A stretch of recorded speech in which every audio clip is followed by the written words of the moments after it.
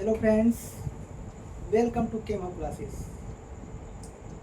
Students, आज के हम इस लेक्चर में एक नए चैप्टर की शुरुआत करने जा रहे हैं जो कि नीट पॉइंट ऑफ व्यू से बहुत बहुत इम्पोर्टेंट है। वह चैप्टर है सॉल्यूशन। तो आज के हम इस लेक्चर में सॉल्यूशन पढ़ने जा रहे हैं। सॉल्यूशन चैप्टर बहुत ही इम्पोर्टेंट है। आपको इसमें 1 से 2 क्वेश्चन मिल जाएंगे। नीट एग्जाम हो चाहे जेईई एग्जाम हो, इसमें हम लोग क्या क्या पढ़ेंगे। टॉपिक टू बी कवर, मतलब हम लोग स्टार्टिंग किससे करेंगे और एंड किससे करेंगे। सबसे पहले हम इसमें देखेंगे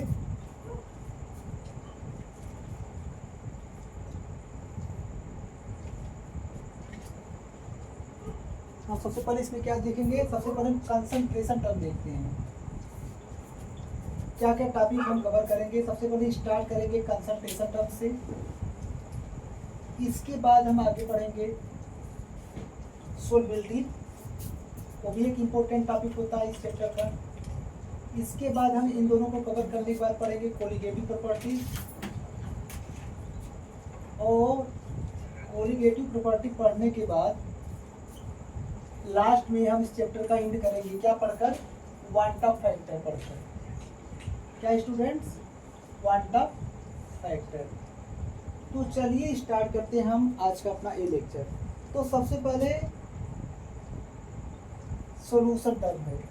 तो सॉल्यूशन क्या होता है स्टूडेंट्स, ये होमोजीनियस इन नेचर होता है। क्या होता है, होमोजीनियस इन नेचर। सॉल्यूशन हमारा जो हमारे पास होता है वो होमोजीनियस, होमोजीनियस का मतलब यूनिफॉर्म। ये हेट्रोजीनियस इन नेचर नहीं होता। क्या होता है, होमोजीनियस इन नेचर होता है। अगर हम इसको कंपोनेंट के बेसिस पे देखें, on the basis of components, तो कंपोनेंट के बेसिस पे अगर आप देखोगे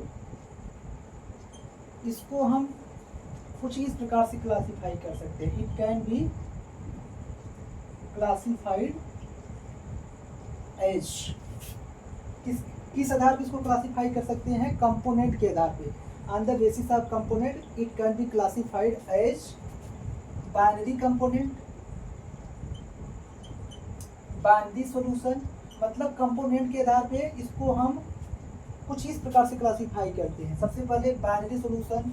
बाइनरी सॉल्यूशन किसको बोलोगे आप, हैविंग 2 कंपोनेंट्स, जिसके पास 2 कंपोनेंट्स होते हैं वो बाइनरी सॉल्यूशन कहलाता है।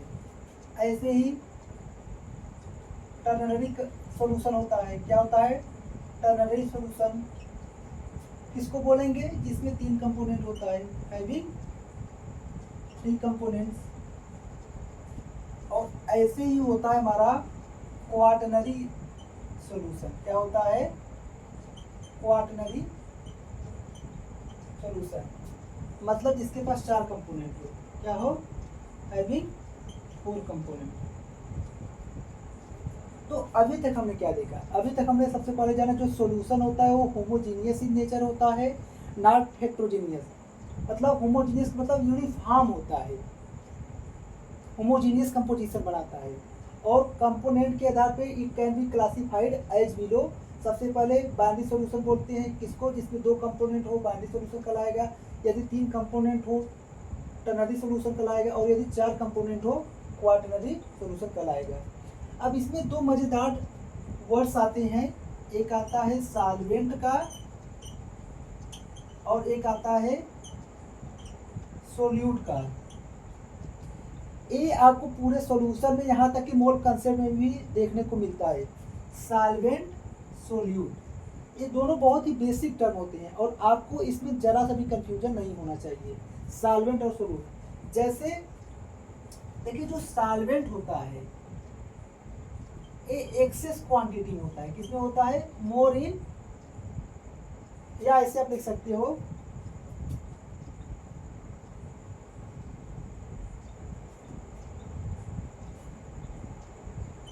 मोर इन क्वांटिटी।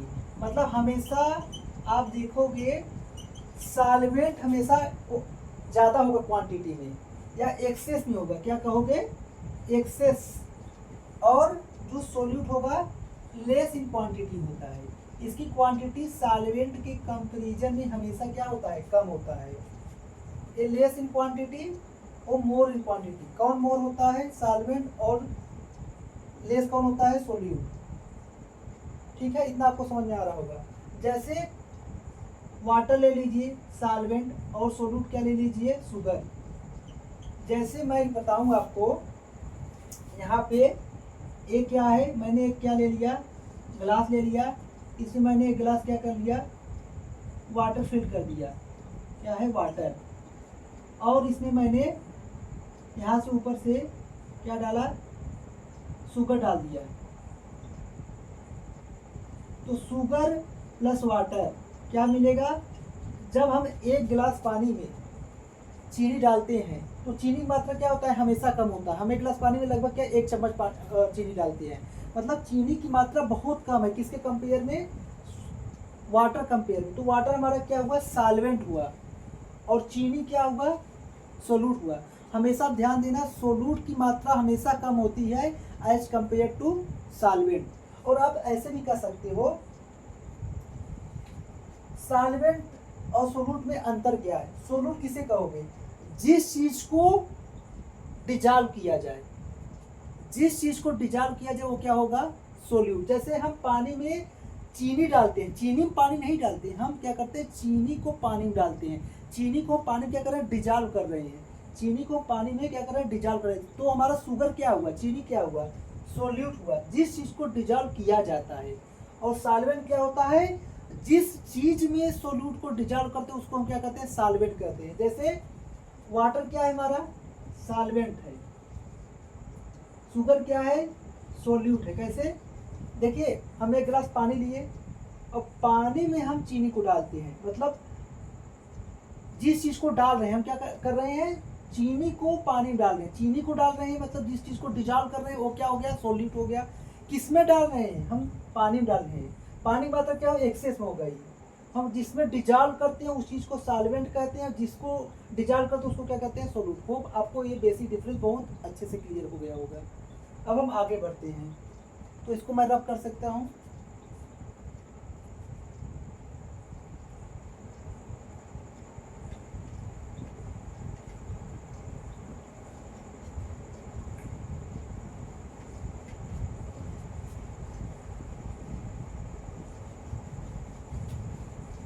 अब हम आगे देखेंगे कुछ नए नए टर्म।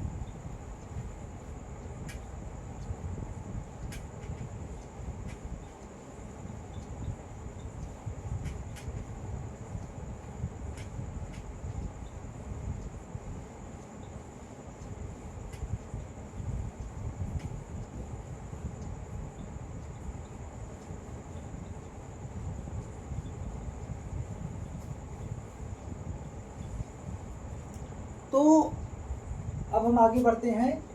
सबसे पहले आपको टर्म कुछ पता होना चाहिए, जैसे W1, W2, M1 और M2। इसका क्या मतलब होता है, आपको ये सारे टर्म बहुत ज़्यादा मिलेंगे। देखिए सबसे पहले एक क्या होता है, W1, given mass of solvent. एक चीज मैं और आपको बता दूं, देखिए जो वन टर्म होता है, one always use to represent solvent. आप पूरे सॉल्यूशन चैप्टर में आपको कई बार मिलेगा, सॉल्वेंट के लिए हमेशा हम वन यूज करते हैं। क्या यूज करते हैं, वन।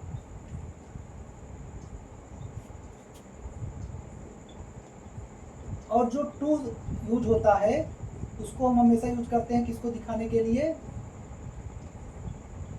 सोल्यूट को।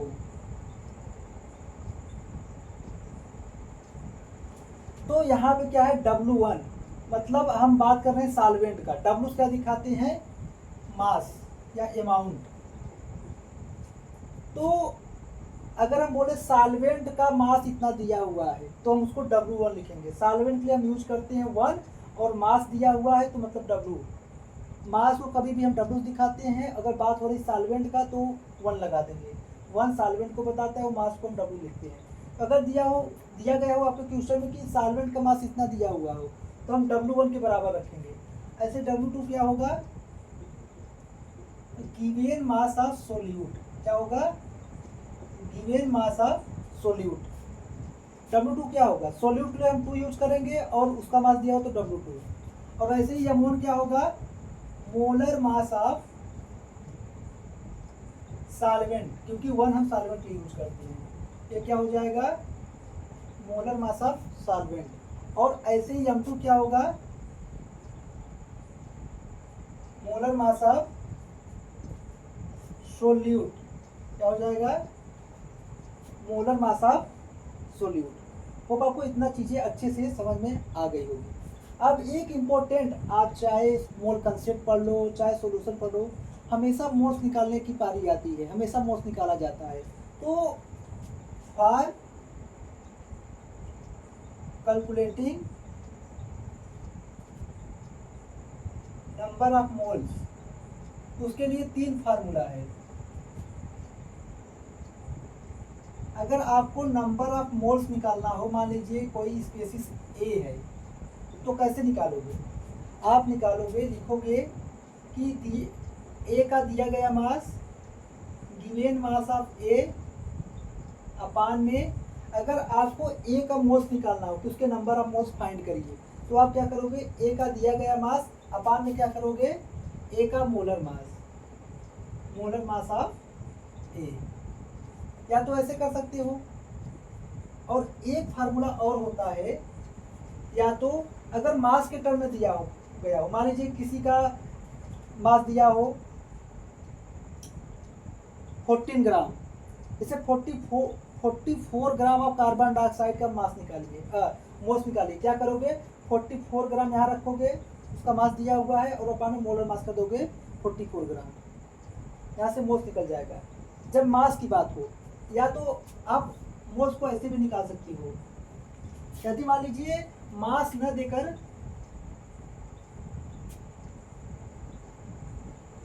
गिवन नंबर ऑफ पार्टिकल्स, यदि पार्टिकल्स दिया हुआ हो, इस बार मान लीजिए आपको एग्जाम में मास न देकर बोला हो कि ए का इतने पार्टिकल्स है, तो क्या करोगे, गिवन नंबर ऑफ पार्टिकल्स अपान में क्या करोगे, अवोगाद्रोस नंबर, क्या करोगे, डिवाइड कर दोगे अवोगाद्रोस नंबर से।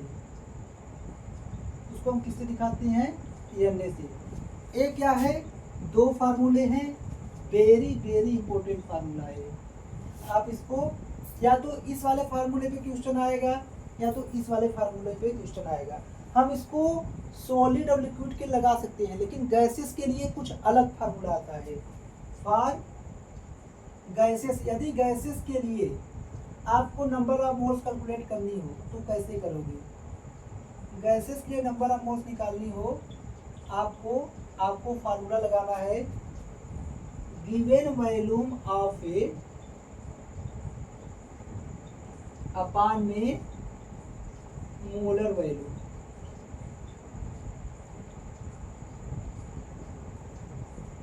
मतलब अगर गैसेस के लिए बोला जाए, उसके लिए नंबर ऑफ मोल्स हमेशा हम निकालेंगे उस गैस का दिया गया वॉल्यूम अपान में मोलर वैल्यूम।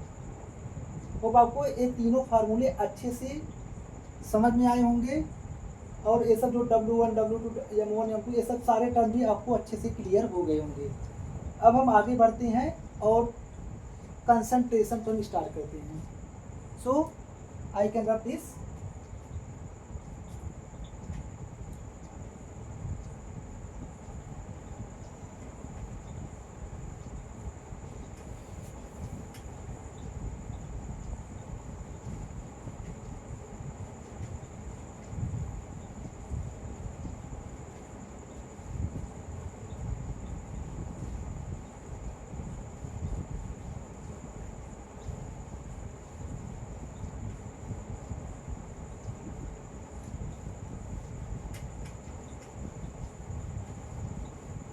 हमें इस चैप्टर में क्या पढ़ना होता है, इस चैप्टर में हमें सिर्फ लिक्विड सॉल्यूशन पढ़ना है। क्या पढ़ना है, लिक्विड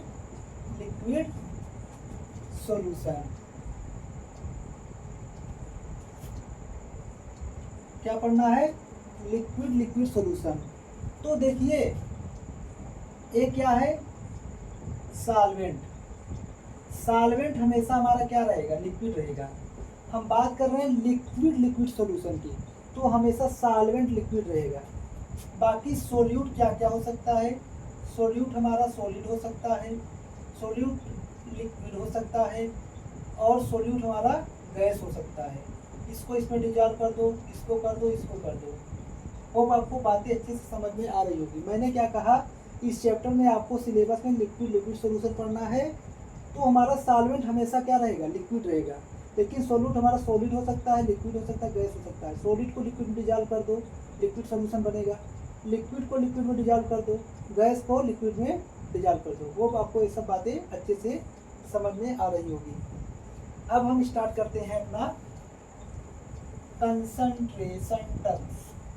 क्या स्टूडेंट्स, कंसंट्रेशन टर्म्स, ये भी बहुत इंपॉर्टेंट है। कंसंट्रेशन टर्म देखिए, ये मोल कंसेप्ट के एंड में आता है और सॉल्यूशन चैप्टर के स्टार्ट में आता है। तो मैं कंसंट्रेशन टर्म को इसमें कवर कर दे रहा हूँ, जब मोल कंसेप्ट पढ़ाऊंगा वहां मैं इसको कवर नहीं करूंगा। कंसंट्रेशन टर्म्स, इसमें सबसे पहले हम पढ़ेंगे परसेंटेज टर्म। ये बहुत ही जान लीजिए इंपॉर्टेंट टॉपिक चल रहा है, परसेंटेज टर्म। परसेंटेज टर्म्स में हम क्या पढ़ेंगे, सबसे पहले मास बाय मास।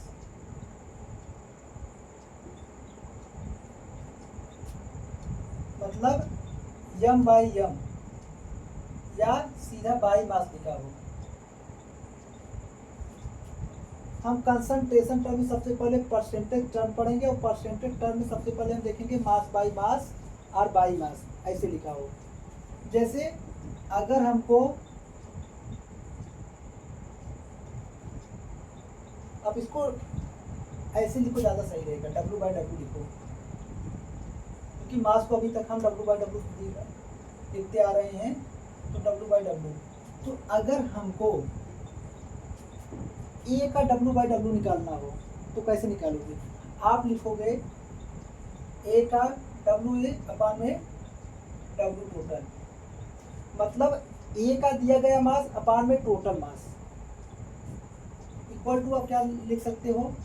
और हम इस चैप्टर में बाइनरी सॉल्यूशन ही पढ़ रहे हैं। क्या पढ़ रहे हैं इस चैप्टर में, बाइनरी सॉल्यूशन। मतलब बात होगी हमेशा कि कितने कंपोनेंट की, 2 कंपोनेंट की। कितने कंपोनेंट की, 2 कंपोनेंट की। तो अगर ए कंपोनेंट का W बाय W निकालना हो तो ए कंपोनेंट का मास अपान में टोटल मास। तो टोटल मास अगर 2 कंपोनेंट है, अगर मैं कहूँ 2 कंपोनेंट है, अगर एक बात कह रहा हूँ, मान लीजिए एक यहाँ पे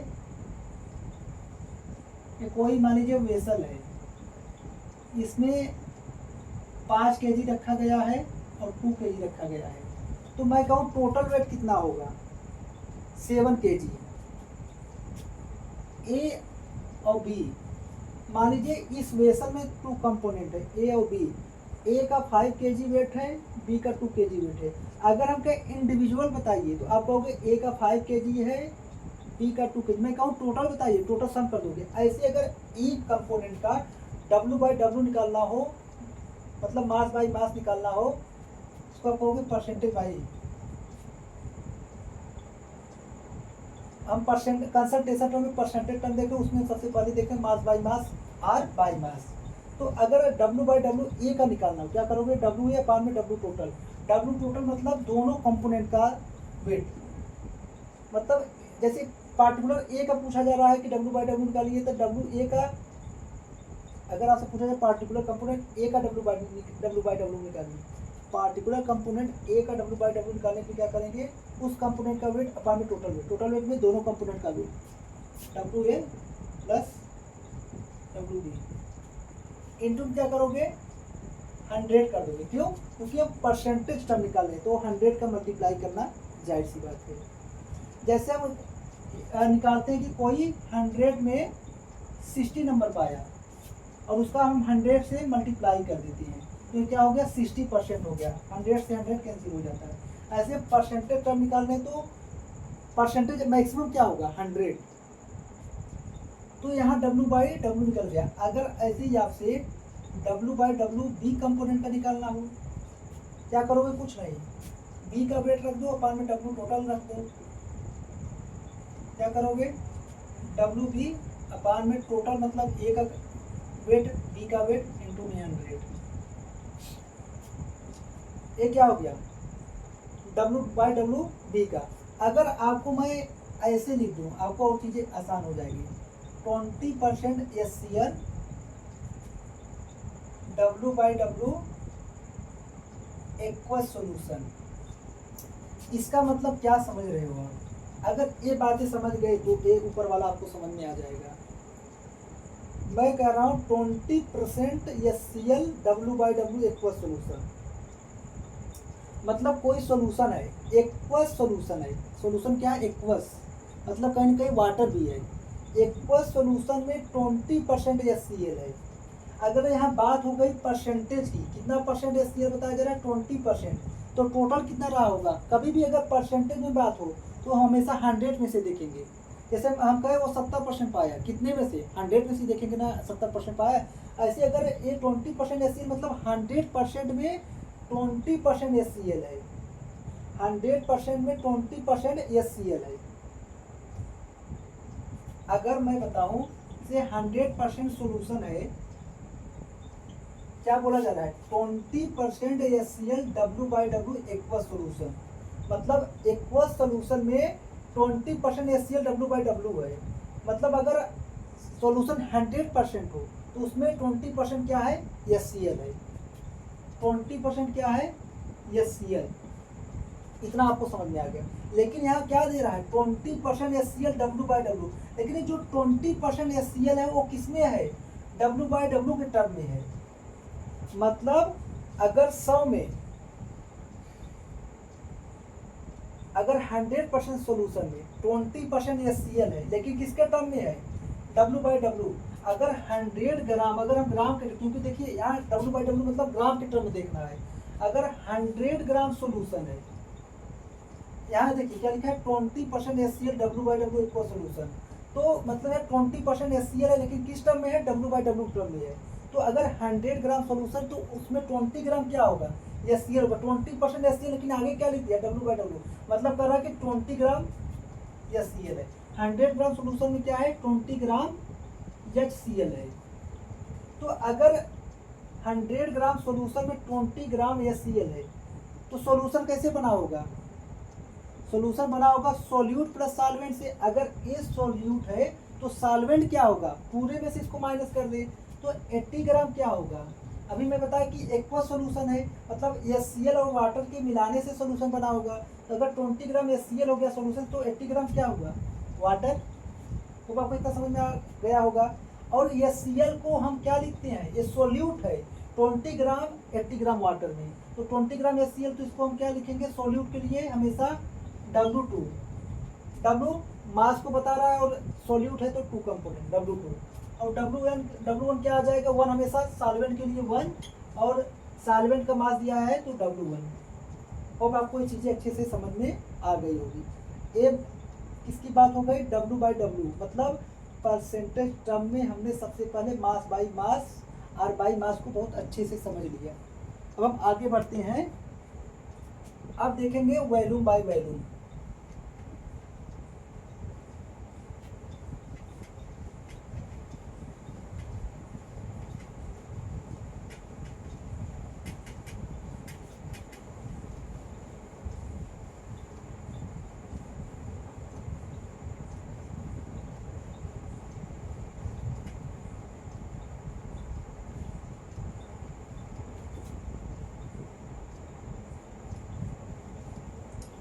हम क्या देखेंगे सेकेंड टर्म में वॉल्यूम बाय वॉल्यूम, या तो ऐसे लिखा हो या तो सीधा बाय वॉल्यूम लिखा हो, सेम चीज फॉलो करना, सेम पैटर्न। जैसे आपको बोला जाए कंपोनेंट ए का वॉल्यूम बाय वॉल्यूम निकालिए, क्या करोगे? ए कंपोनेंट का वॉल्यूम अपान में टोटल वॉल्यूम, जैसे हमने डब्ल्यू बाय डब्ल्यू देखा था। तो ए का वॉल्यूम अपान में दो कंपोनेंट है, दोनों कंपोनेंट का वॉल्यूम को ऐड कर दो, तो ए कंपोनेंट का वॉल्यूम प्लस बी कंपोनेंट का वॉल्यूम इनटू में 100, क्योंकि हम परसेंटेज टर्म देख रहे हैं। ऐसे ही हम बी का निकाल सकते हैं, बी बाय बी क्या होगा? बी कंपोनेंट का वॉल्यूम अपान में टोटल, इसको क्या कर सकते हो आप? बी का वॉल्यूम अपान में दोनों का सम कर दो इनटू में 100। होप आपको ये चीज़ें अच्छे से समझ में आ रही होगी। अब अगर आपके सामने लिख दिया जाए 20% HCl V by V aqueous solution, अब आप क्या कहोगे? कुछ नहीं करना है, सेम टू सेम। देखिए अगर परसेंटेज आ जाए, हमेशा 100% का दिमाग लगाया करो। अगर कोई 100% सोल्यूशन रहा होगा उसमें 20% HCl है, 100% सोल्यूशन में 20% HCl है, लेकिन कैसे? V बाय V वॉल्यूम के टर्म में है। मतलब 100% सोल्यूशन में 20% HCl है, किसके टर्म में? वॉल्यूम टर्म में। इसका मतलब हमारा 20 ml HCl है। वो आपको ये समझ में आ रहा होगा? मतलब हमारा 20 ml HCl है, किसमें? Present in 100। देखिए मैं क्या बता रहा हूँ, ये बात हो रही वॉल्यूम बाय वॉल्यूम को, तो आप दोनों को वॉल्यूम के टर्म में ही बताओगे। मतलब बोला जाए कि 20% 20% HCl V by V aqua solution, मतलब जो भी सोल्यूशन होगा उसमें 20% HCl है। अगर सोल्यूशन को हम वॉल्यूम के टर्म में देख रहे हैं, क्योंकि वॉल्यूम है तो इसको भी वॉल्यूम के टर्म में देखोगे। यहाँ दोनों वॉल्यूम टर्म में है, तो मतलब सोल्यूशन भी वॉल्यूम में और HCl को भी वॉल्यूम में। तो मतलब अगर 100 ml सोल्यूशन है, अगर हम 100, क्योंकि यहाँ परसेंटेज 20% है, तो हम टोटल 100 लेंगे, 100 से देखेंगे। तो अगर हमारा 100 ml HCl, अगर हमारा 100 ml सोल्यूशन होगा तो उसमें मात्र 20 ml क्या होगा? HCl, क्योंकि इसमें लिखा है जो भी आपके पास सोल्यूशन है उसका 20% HCl है। जो भी आपके पास सोल्यूशन है उसमें क्या है? 20% HCl है। तो अगर यहाँ क्या V बाय V, ये आपको टोटल को बताता है, ये क्या बताता है? किसी एक पार्टिकुलर कंपोनेंट को बताता है। हमेशा पीछे वाला टोटल की बात करेगा और ये किसी एक पार्टिकुलर कंपोनेंट का। तो लिखा गया है कि 20% HCl V by V aqua solution, मतलब अगर हमारा टोटल 100 ml सोल्यूशन, उसका 20% ही HCl है। अगर 100 ml सोल्यूशन है तो उसमें 20% HCl, मतलब 20 ml HCl। 100 ml सोल्यूशन में हमारा 20 ml सिर्फ क्या है? HCl है। तो आपको इसका मतलब अच्छे से समझ में आ गया होगा। अब अगला टर्म आता है तीसरा, मास बाय वैल्यू। क्या लिखा गया है? Mass by value. कैसे लिखोगे इसको? m बाई v, क्या यहाँ कर दो w बाई v। ये भी बहुत ज़्यादा दिमाग नहीं लगाना है। क्या लिखोगे? अगर आपको w बाई v एक कंपोनेंट पे निकालना हो तो w बाई v निकालना है एक कंपोनेंट का, तो ऊपर क्या है यहाँ पे? w, तो एक कंपोनेंट का आप क्या लिख दो? w, मतलब जो एक कंपोनेंट दिया गया है उसका वेट लिख दो, अपान में क्या लिखोगे? v टोटल लिखोगे। क्या लिखोगे? v total. ऐसे यहाँ लिख सकते हो wa अपान में va प्लस vb इंटू में 100। ऐसे बी कंपोनेंट का लिख सकते हो। क्या लिखोगे? WB अपान में V टोटल, या WB अपान में VA प्लस VB इंटू में 100। होप आपको ये बातें समझ में आ रही होगी। अगर हम आपके सामने यहाँ पे बोले 20% HCl W by V aqua solution, अब इसका मतलब बताओ। देखिए यहाँ W बाई V आपको पहचानने का तरीका बता रहा हूँ, पढ़ने का इसका मतलब पढ़ने तरीका मैं बता रहा हूँ। W बाई V मतलब लास्ट में V लिखा है, मतलब जो सोल्यूशन होगा वो हमेशा वॉल्यूम में होगा। अगर मैं मान लूँ 100 ml है, क्या है? 100 ml सोल्यूशन है, हमेशा देखिए जो पीछे वाला टर्म है हमेशा सॉल्यूशन को बताएगा, आगे वाला जो टर्म होता है वो किसी पार्टिकुलर कंपोनेंट को बताएगा। पीछे वाला सॉल्यूशन को, आगे वाला पार्टिकुलर कंपोनेंट को। इसलिए पार्टिकुलर कंपोनेंट क्या है, HCl है। बोला जाए कि 20% HCl W/V इक्वल सोल्यूशन, मतलब अगर 100 ml सोल्यूशन है उसमें 20% HCl किसमें है, किस टर्म में, वेट के टर्म में, मतलब 20 ग्राम HCl है। तो आप इसका मतलब लिखोगे 20 ग्राम HCl इन 100 ml सोल्यूशन। तो आपको इसका मतलब भी अच्छे से समझ में आ गया होगा।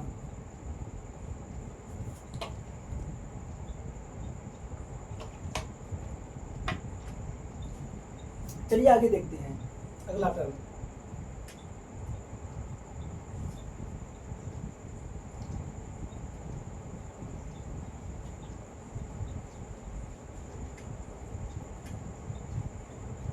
अभी हमने परसेंटेज टर्म में 3 टर्म देखा, एक और बचा है।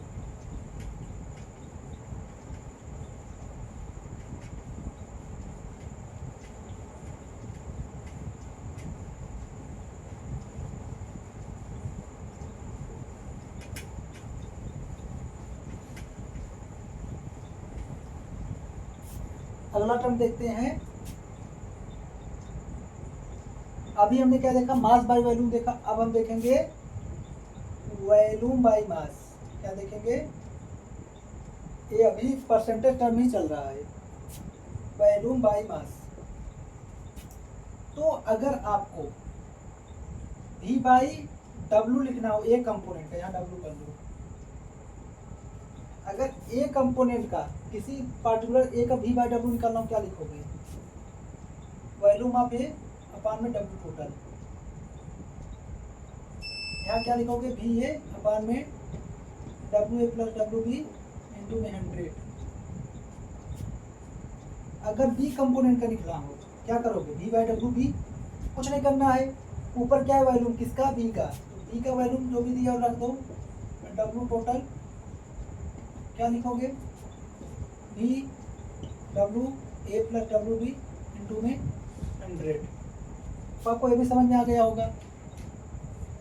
अब अगर यहीं लिख दिया जाए 20% HCl V/W एक्वा सोल्यूशन। अगर मैं आपसे पूछूं कि आप इसका मतलब बताइए, आप क्या कहोगे, आप कहोगे सर यहाँ पे बाद में W है, इसका मतलब हमें सॉल्यूशन को 100 लेकर चलना है, और W है मतलब ग्राम में। हम मान लीजिए वेट को या तो ग्राम में देखेंगे या तो किलोग्राम में। मैं मानता हूँ कि W बाद में मतलब सॉल्यूशन हमेशा 100 की बात होगी, क्योंकि यहाँ परसेंटेज टर्म चल रहा है।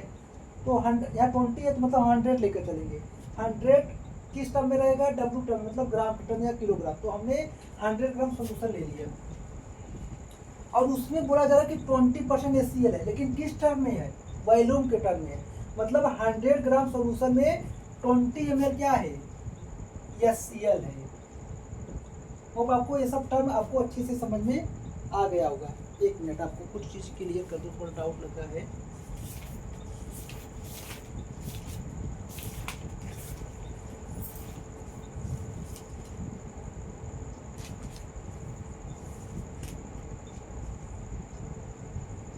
ओके, तो आपको ये भी समझ में आ गया। तो इसके बाद क्या होगा, आपने ये सब टर्म देख लिया। अब अगला टर्म आता है, हमने परसेंटेज टर्म में 4 बातें पढ़ा। क्या क्या, परसेंटेज टर्म में हमने 4 चीजें देखा हमने mass by mass, volume by volume, W/V मतलब mass by volume, volume by mass, ये 4 देखा। अब हमारा एक परसेंटेज टर्म खत्म होता है। अब एक नया टर्म आता है, फ्रैक्शन टर्म। क्या आता है, फ्रैक्शन टर्म।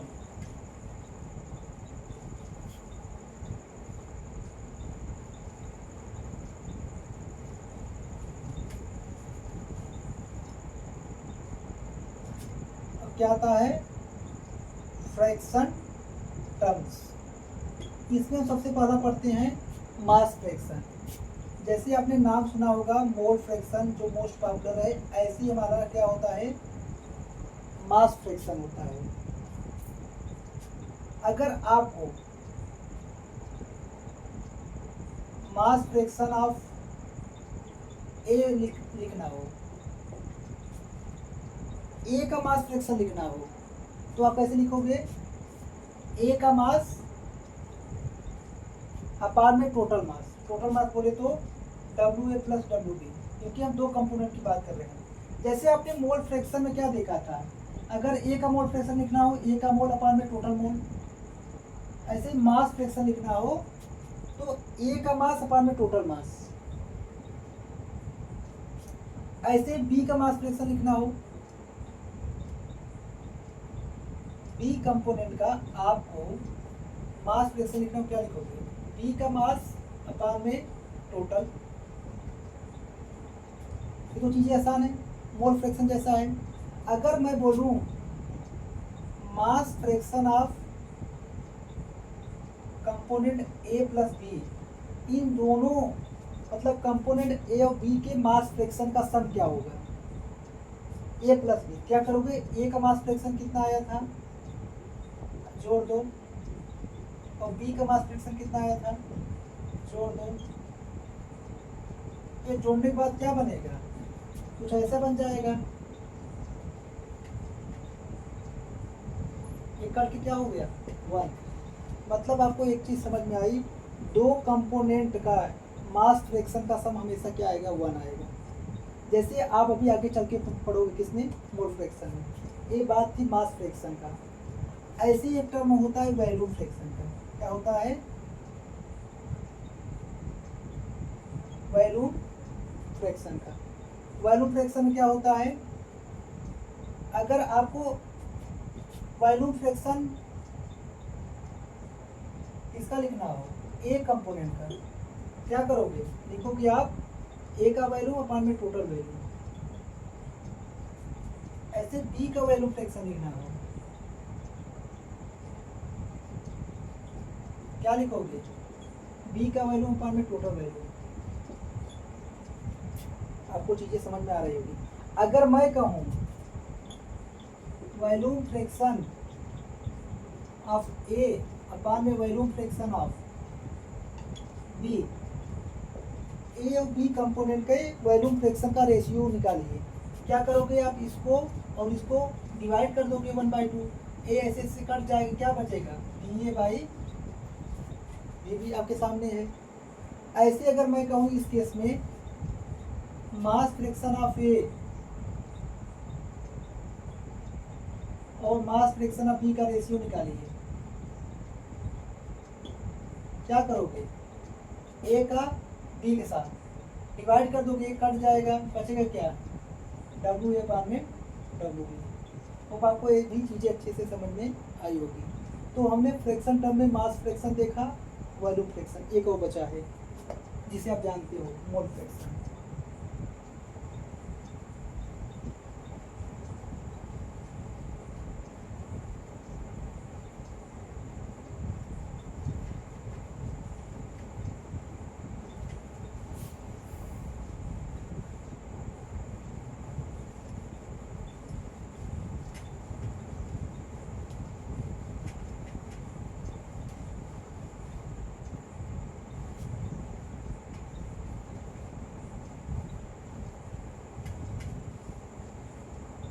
अब हम देखेंगे फ्रैक्शन टर्म में तीसरा मोल फ्रैक्शन। ये तो आप लोग जानते ही होंगे। मोल फ्रैक्शन में क्या होता है, इसको हम काई से रिप्रेजेंट करते हैं। अगर ए का मोल फ्रैक्शन निकालना हो, कंपोनेंट ए का मोल फ्रैक्शन निकालना हो, क्या होगा, ए का मोल अपान में टोटल मोल। टोटल मोल बोले दो ही कंपोनेंट है, दोनों की मोल का सम कर दो। अगर बी कंपोनेंट का मोल फ्रैक्शन निकालना हो, क्या करोगे, बी का मोल अपान में टोटल मोल। अगर मैं कहूँ इन दोनों का रेशियो ले लो, क्या करोगे, ए इससे कैंसिल हो जाएगा। मतलब कंपोनेंट ए और कंपोनेंट बी का रेशियो किसके बराबर आएगा, ए के मोल्स अपान में बी के मोल्स। ये भी क्या है आपका महत्वपूर्ण इंपॉर्टेंट फॉर्मूला है। अगर मैं कहूँ कंपोनेंट ए और कंपोनेंट बी की मोल फ्रैक्शन का सम क्या होगा, दोनों को ऐड कर दो, कंपोनेंट ए का मोल फ्रैक्शन क्या होता है, ए होता है। कंपोनेंट बी का मोल फ्रैक्शन क्या होता है,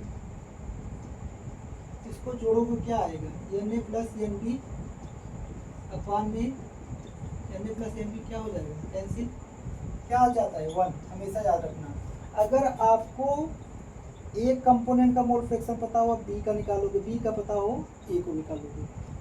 ये सब था क्या, फ्रैक्शन टर्म। हमने कंसंट्रेशन टर्म में परसेंटेज टर्म देखा, फ्रैक्शन टर्म देखा। अब अगला देखेंगे पार्ट टर्म।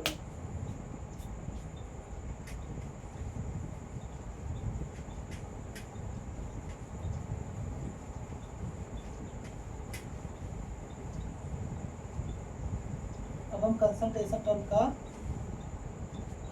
लास्ट टर्म देखने जा रहे हैं, जिसे कहते हैं पार्ट टर्म। क्या कहते हैं, पार्ट्स टर्म। इसमें आपको सबसे पहले ये पता होना चाहिए 1 मिलियन कितने बराबर होता है, 10 की पावर 6, और 1 बिलियन क्या होता है, 10 की पावर 9। इतना आपको पता रहना चाहिए, बेसिक है। तो इसके बाद इसमें आता है, अगर आपसे बोला जाए पार्ट्स पर मिलियन ए का लिखो, अगर कंपोनेंट ए का पार्ट्स पर मिलियन किसके टर्म में, in terms of mass by mass, मतलब बोला गया कंपोनेंट ए के पीपीएम को मास बाई मास के टर्म में लिखो। आप कैसे लिखोगे, आप लिखोगे ए का अपॉन में डब्ल्यू टोटल, ऐसे इनटू में क्या लिखोगे, इनटू में लिखोगे आप 10 की पावर 6 लिखोगे, क्योंकि अब बात हो रही है पीपीएम में, पार्ट्स पर मिलियन में। मतलब क्या हो जाएगा, 10 की पावर 6 हो जाएगा। मतलब आपको इस बार एम बाई एम को पीपीएम के टर्म में बताना हो। बोला गया है कि कंपोनेंट ए के पीपीएम को मास बाई मास के टर्म में बताओ। क्या करोगे, डब्ल्यू ए अपॉन में ए का मास अपॉन में टोटल इंटू 10 पावर 6 करोगे। अगर यही चीज बोल दिया जाए आपको पार्ट्स पर बिलियन में बताओ, तब क्या करोगे, आप करोगे सेम चीज लिखोगे। बोला गया है पार्ट्स पर बिलियन में, मास बाय मास जैसे लिखते हो वैसे लिखोगे। जिस कंपोनेंट का मास बाय मास ए का है ऐसे लिखने आता है आपको। बोला गया पार्ट्स पर मिलियन तो 10 पावर 6, पार्ट्स पर बिलियन 10 पावर 9। कितना आसान है ना, ये हो गया। ऐसे ही आप लिख सकते हो in terms of volume by volume. अब एक कंपोनेंट का, मान लीजिए कोई एक कंपोनेंट है, उसके पीपीएम को वॉल्यूम बाय वॉल्यूम के टर्म में बताना हो, क्या करोगे, ए का अपॉन में बी टोटल इनटू में पीपीएम है 10 पावर 6 कर दो। ऐसे ही अगर पीपीएम को, अगर ए के कंपोनेंट को पार्ट्स पर मिलियन बताना हो, किसके टर्म में बताना हो, वॉल्यूम बाय वॉल्यूम के, क्या करोगे, आप लिखोगे बी ए अपॉन में बी टोटल इनटू में 10 पावर 9। तो आपको ये चीज़ें सब अच्छे से समझ में आ रही होगी। आगे देखते हैं।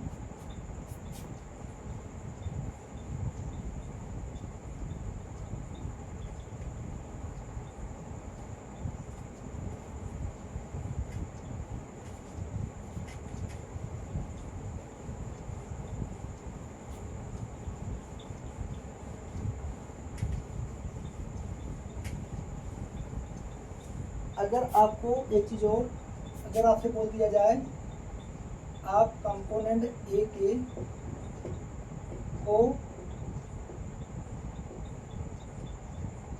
मास बाय वॉल्यूम में बताओ, मतलब कंपोनेंट ए के पीपीएम को मास बाय वॉल्यूम के टर्म में बताना है, क्या करोगे, आप करोगे ए का मास डब्ल्यू ए अपॉन में बी टोटल इनटू में पीपीएम है 10 पावर 6। इसी के न्यूमेरिकल आते हैं, इसलिए आपको इस फार्मूले को बहुत ध्यान से देखना मैं कैसे कैसे लिख रहा हूँ।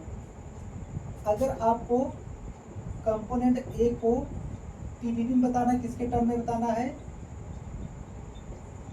मास बाय वॉल्यूम, क्या करना है, कुछ नहीं, डी ए पार में वी टोटल इंटू में पार्ट्स पर मिलियन है तो 10⁻9। होप आपको ये सारी चीज़ें अच्छे से समझ में आ रही होगी। तो मैं समराइज करना चाहता हूँ मैंने क्या क्या पढ़ा। मैं ये पढ़ा कि देखिए आप ध्यान से, अगर मास बाई मास की बात हो तो यदि डब्ल्यू ए पार में W A plus W B हो, मैं बात कर रहा हूँ मास बाई मास की, अगर इसमें हम 1 का मल्टीप्लाई करेंगे क्या होगा, मास फ्रैक्शन होगा। क्या होगा, मास फ्रैक्शन। अब बात समझे, कभी भी फ्रैक्शन कैसे निकाला जाता है, टोटल में कितना है, तो टोटल डब्ल्यू डब्ल्यू बी मतलब दोनों कंपोनेंट का मास, टोटल मास अपान में किसी एक का, ये क्या हो गया, मास फ्रैक्शन हो गया। ऐसे ही अगर इसमें मैं 100 का मल्टीप्लाई कर दूं क्या हो जाएगा, क्या हो जाएगा, ये हो जाएगा परसेंटेज बाई मास। अभी हमने देखा था कि हमने 100 से मल्टीप्लाई किया तो वो परसेंटेज हो जाएगा। अगर इसमें मैंने 10⁻6 से मल्टीप्लाई किया तो क्या हो जाएगा, पार्ट्स पर मिलियन। अभी हमने देखा शुरू में, इसमें हम जब 10⁻6 से मल्टीप्लाई करते हैं तो पार्ट्स पर मिलियन को एम बाई एम के टर्म में, अगर इसी में 10⁻9 का मल्टीप्लाई कर दूँ क्या हो जाएगा, पार्ट्स पर मिलियन। अब आपको समझ में आ रहा होगा चीज़ें। ऐसी अगर वी बाई वी की बात हो तो वी ए पार में वी टोटल,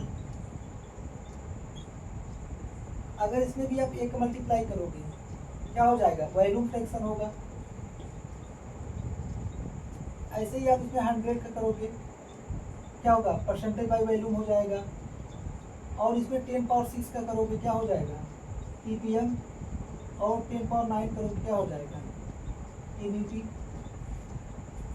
और ऐसे ही आपने एक चीज़ और देखा, अगर ऐसे हो,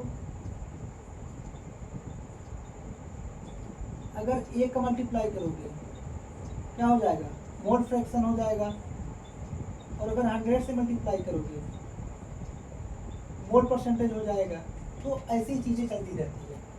तो मैंने आपको कंसंट्रेशन टर्म को बहुत अच्छे से समझा करके आपको एक्सप्लेन किया है, आपको अच्छे से समझ में आया होगा। अब हम आगे बढ़ते हैं।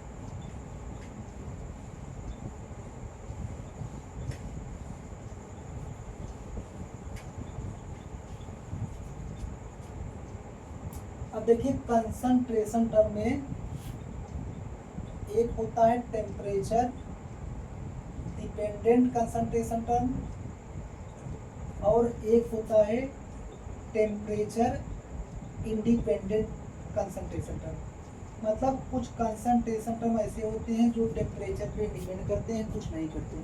अब सवाल आता है सर टेम्परेचर पे डिपेंड कौन करता है, जहाँ पे वॉल्यूम टर्म्स यूज होते हैं, जहाँ पे वॉल्यूम टर्म्स इन्वॉल्व होंगे तो वो कंसंट्रेशन टर्म वाले टेम्परेचर डिपेंडेंट होंगे।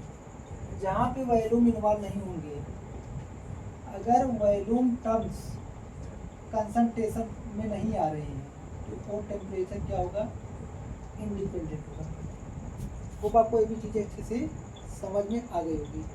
अभी तक हमने जो पढ़ा, अब उसी पर हम लोग 5-6 न्यूमेरिकल करेंगे जिससे आपका कंसेप्ट और क्लियर हो जाएगा। तो चलिए बारी बारी से न्यूमेरिकल करेंगे।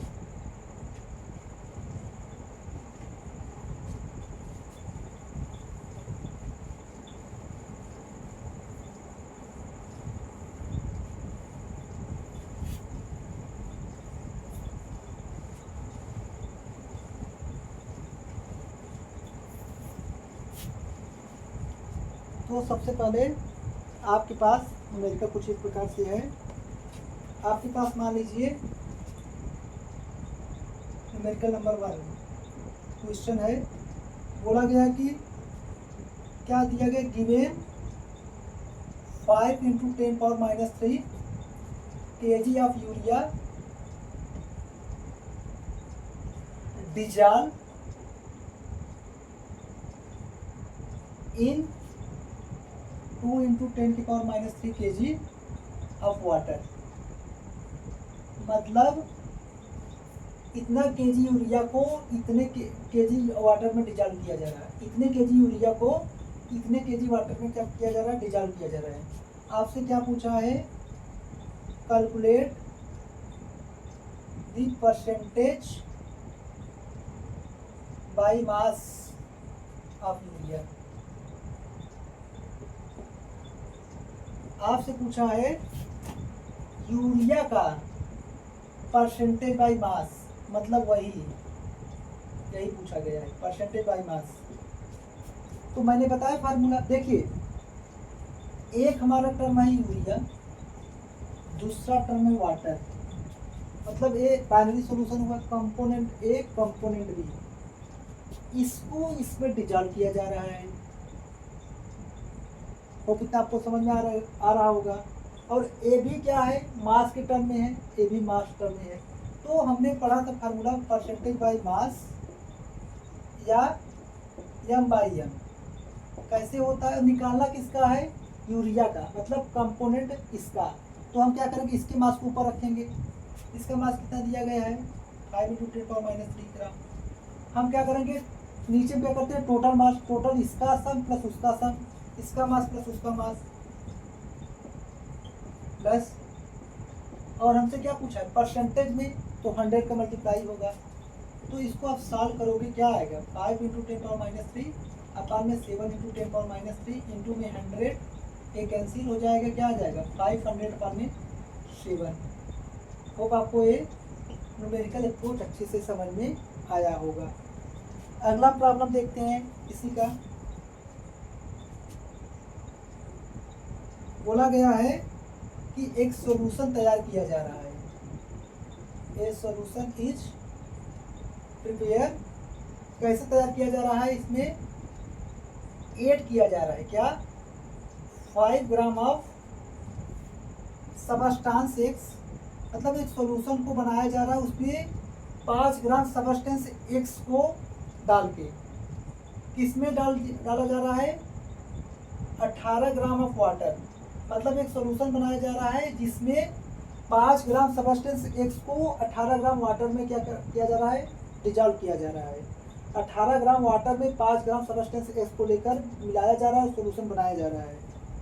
तो पूछा है कि कैलकुलेट द मास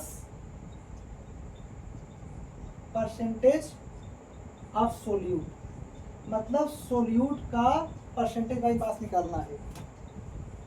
तो सोल्यूट क्या हुआ, देखिए वाटर क्या है, ज़्यादा है 18 ग्राम है, और एक क्या है 5 ग्राम। मैं बताया था सॉल्वेंट हमेशा एक्सेस में होगा, ज़्यादा क्वांटिटी सॉल्वेंट होगा, तो 18 ग्राम और 5 ग्राम, तो सॉल्वेंट हमारा ये हुआ, ये क्या हुआ सॉल्वेंट, तो सोल्यूट क्या हुआ, ये हुआ। और आपसे पूछा गया है, और दोनों क्या है, केजी में है, मतलब मास बाय मास वाला चलेगा खेल। और हमें सोल्यूट का मास परसेंटेज निकालना है, तो mass by mass of solute क्या होगा, उसका मास कितना है 5 अपान में टोटल मास, टोटल क्या होगा 18 प्लस 5 इंटू क्या करना है 100 करना है। तो 5 मान में 23 इंटू में 100 सॉल्व कर दो, आपका उत्तर आ जाएगा। 5 मान में 23 इंटू में 100 करोगे, आपका आंसर आ जाएगा। होप आप आंसर इसको निकाल लेंगे। तो ये दोनों न्यूमेरिकल थे। अब हम अगला न्यूमेरिकल देखेंगे इसी कंसेप्ट पे आधारित।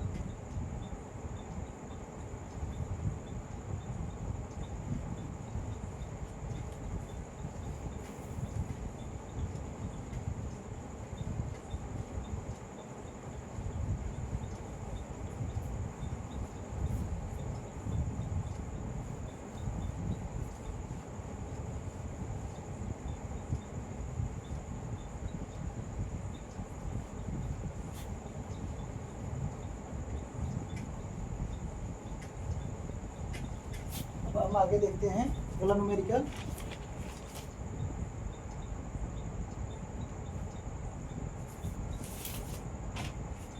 अगला न्यूमेरिकल आपके सामने कुछ इस प्रकार से है।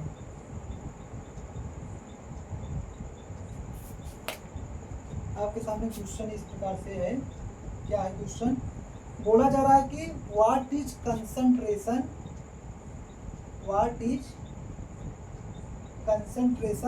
In PPM. आपको पीपीएम में कंसंट्रेशन पूछा जा रहा है किसका? 0.025 gram of KCl is dissolve, मतलब KCl के 0.025 ग्राम को डिजॉल्व किया जा रहा है इसमें 100 ग्राम ऑफ वाटर।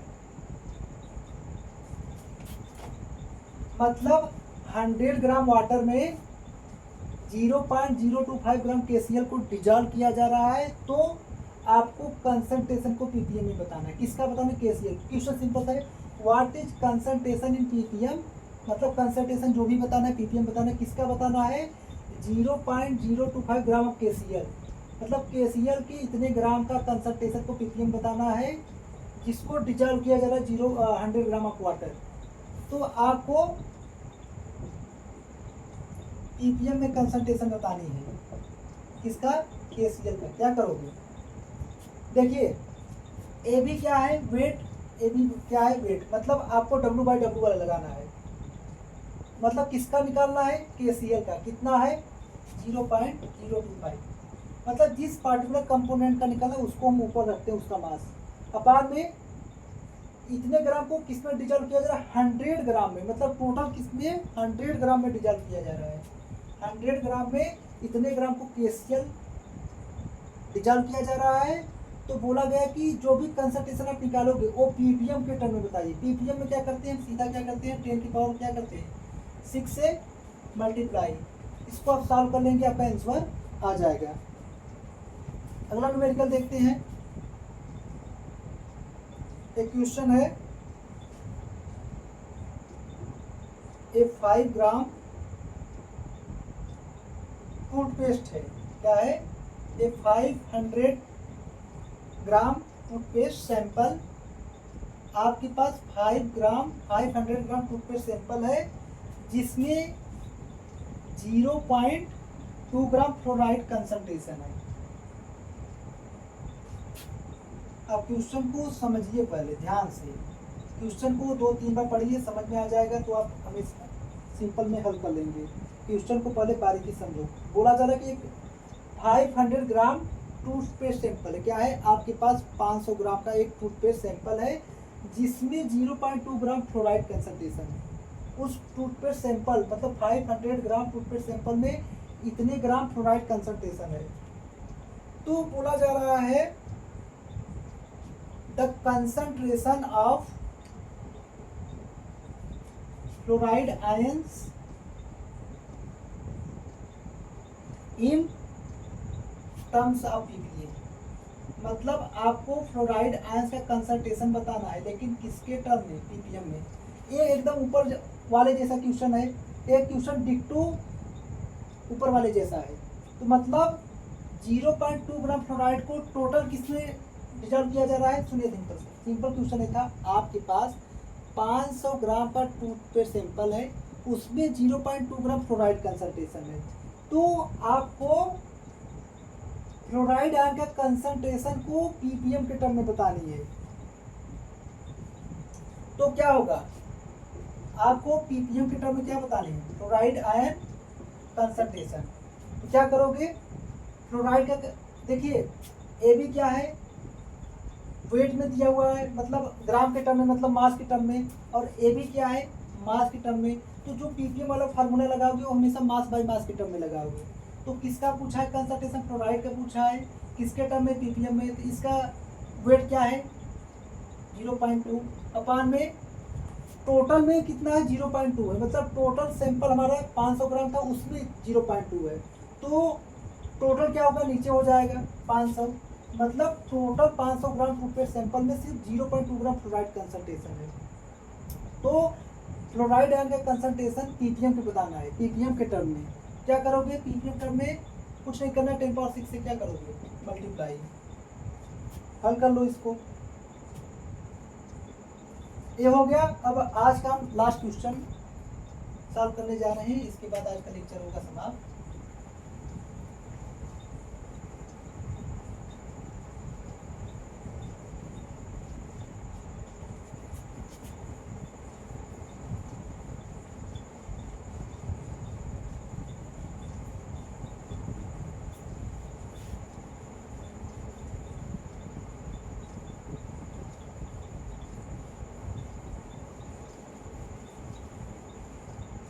आज का लास्ट क्वेश्चन बहुत ही अच्छा क्वेश्चन है। क्वेश्चन क्या है?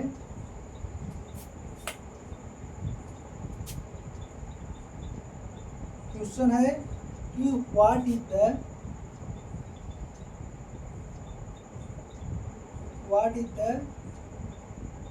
Quantity of water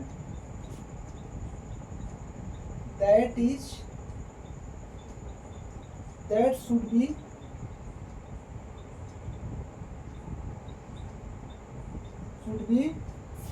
added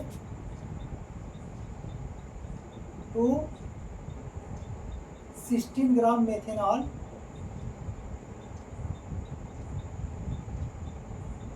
to make mole fraction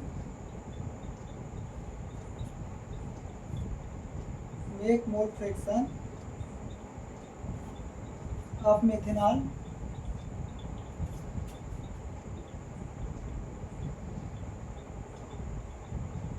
0.25। अब आपके पास ये वाला प्रॉब्लम आ गया, आप इसको अप्रोच कैसे करोगे? ध्यान से समझना, पहले क्वेश्चन को 2-3 बार अच्छे से पढ़ा जाता है।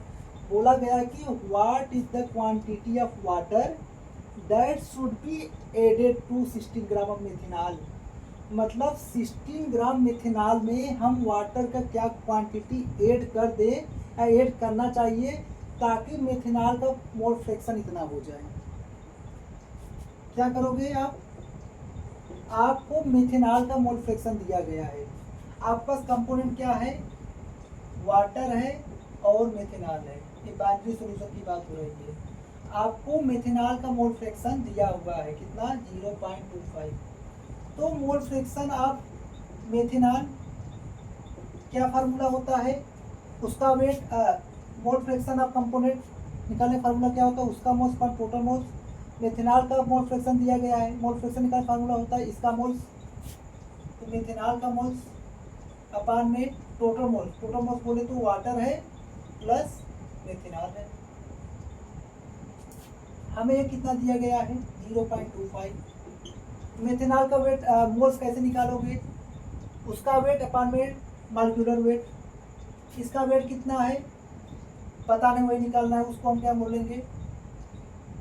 अभी ऐसे ही रहने दो, यानी मेथेनॉल ऐसे ही रहने दो।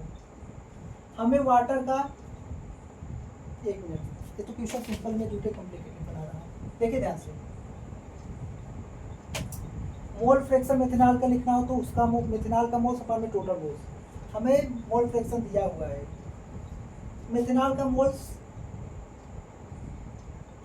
नहीं पता है, वाटर मोल्स नहीं पता है। तो देखिए ध्यान से, आप ध्यान से समझो।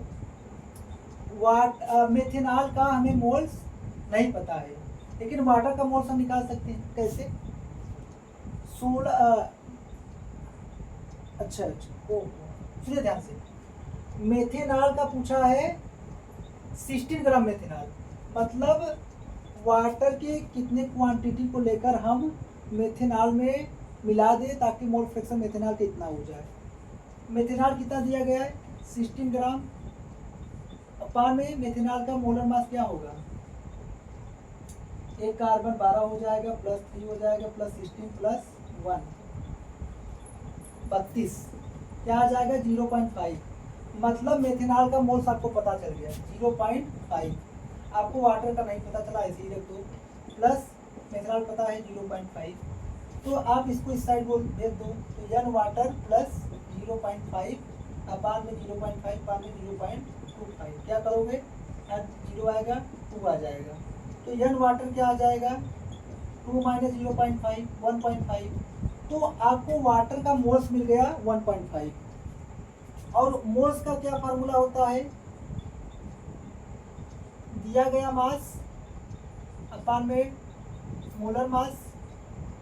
हमें वाटर का मोल्स पता चल गया 1.5 रख दिया, इसका मास ही निकालना है, x रख दिया।